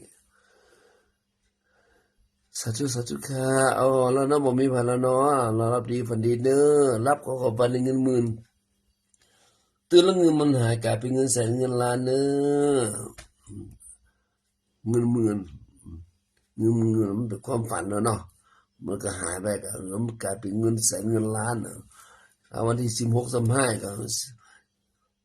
6 ล้าน12 ล้านเนาะ6 ล้าน12 ล้าน18 ล้าน24 ล้าน30 ล้านเลยเนอะดูตั้งกินดูตั้งใจตั้งได้เตตานสร้างโบสถ์สร้างวิหารสร้างศาลาดูตั้งนะ30 ล้านโอ้โหเนาะแล้วเนอะอายุวันโนสุขังปะลัง